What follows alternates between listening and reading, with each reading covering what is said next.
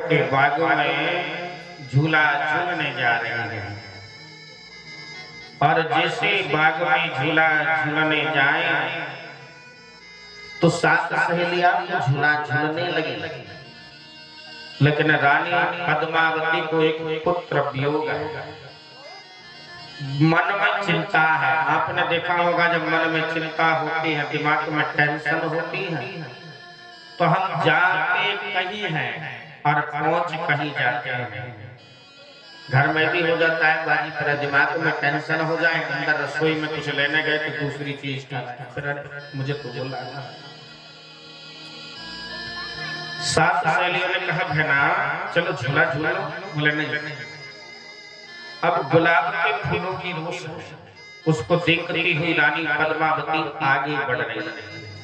आपने देखा है सावन के महीने में बरसात होती है और बरसात होकर के मौसम खुलता है तो कितना सुंदर प्रतीत होता है कि जैसे किसी फूल पर पानी की बूंद लगी रह जाए तो और किसी वृक्ष पर लगी रह जाए तो ऐसे सुशोभित होती है कि जैसे मोती लग रहा है। अब काफी दूर सात सहेलियों से रानी पद्मावती निकल गई। उसी समय सुखदेव भगवान कहते राजन आकाश मार्ग से एक द्रुमलिक नाम का राक्षस, कौन द्रुमलिक नाम का राक्षस आकाश मार्ग से उड़ता जा रहा है। और जैसे उसने रानी पद्मावती को देखा तो रानी पद्मावती के सौंदर्य को देखकर के मोहित हो गया।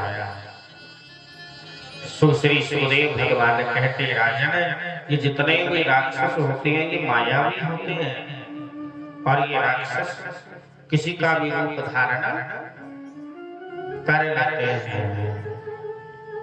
ये जितने भी राक्षस होते हैं किसी का भी रूप धारण कर लेते हैं। अब रानी पद्मावती के सौंदर्य को देख करके द्रुमलिक नाम की राक्षस ने महाराज उग्रसेन का रूप धारण किया और रानी के पास पहुंच गया। बोले रानी मन में कामदेव जागृत है। बोले महाराज दासी आप पर बलहारी है।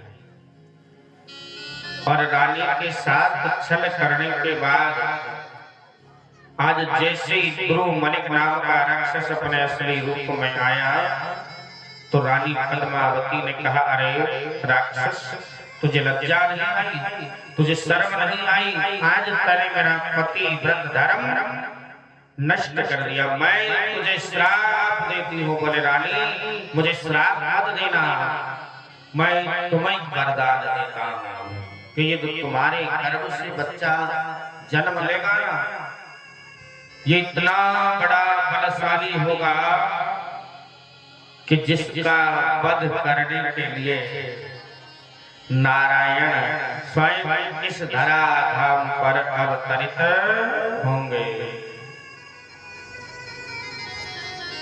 अब रानी पद्मावती ने उस पाप को छुपा लिया। सात सहेलियों के पास पहुंची बहना क्या हुआ, तुम्हारा श्रृंगार कैसे बिगड़ गया कि मैं क्या बताऊं। एक बंदर ने मेरे ऊपर छलांग लगा दी और मेरा श्रृंगार बिगड़ गया, मेरा श्रृंगार बिगड़ गया। उस पाप को छुपा लिया। बोले बाल गोविंद।